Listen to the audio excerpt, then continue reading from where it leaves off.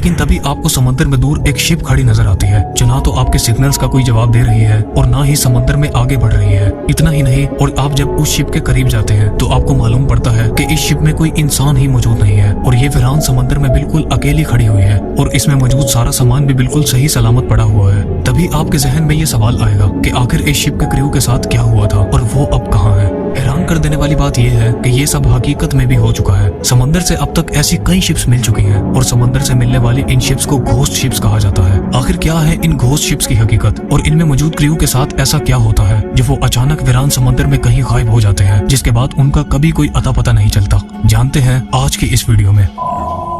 आज के दिन तक समंदर में 438 से भी ज्यादा घोस्ट शिप्स को देखा जा चुका है और विकिपीडिया में पब्लिश्ड एक आर्टिकल के मुताबिक 5767 से भी ज्यादा क्रू मेंबर्स इन शिप्स से गायब हो चुके हैं। इस आर्टिकल में ये भी लिखा है कि इन नजर आने वाली शिप्स और इनसे गायब हो जाने वाली क्रू की तादाद इससे भी कई गुना ज्यादा है जो आज तक रिकॉर्ड ही नहीं हो सकी। घोस्ट शिप्स के इन मिस्ट्रीज की शुरुआत 17th सेंचुरी में हुई थी जब एसवी सीब्रिग नामी एक शिप रोड आइलैंड के इलाकों में देखी गई थी। जब इस शिप को पहली बार देखा गया था तो उसमें कोई इंसान मौजूद नहीं था और उस शिप का सारा सामान भी बिल्कुल सही हालत में मौजूद था। यहाँ तक कि इस शिप की गैलरी में कॉफी भी गर्म हालत में मौजूद थी, जिसे देखकर ऐसा लग रहा था कि इस शिप के कैप्टन और क्रू ने इसे इमरजेंसी की हालत में छोड़ा था। लेकिन हैरान कर देने वाली बात तो ये थी कि इस शिप पर किसी किस्म का कोई ऐसा निशान मौजूद नहीं था जो इस बात की तरफ इशारा करता कि इसके साथ कोई हादसा पेश आया था। और सबसे बड़ी बात कि इसका क्रू अगर इसे छोड़ गया था तो वो अब कहाँ था।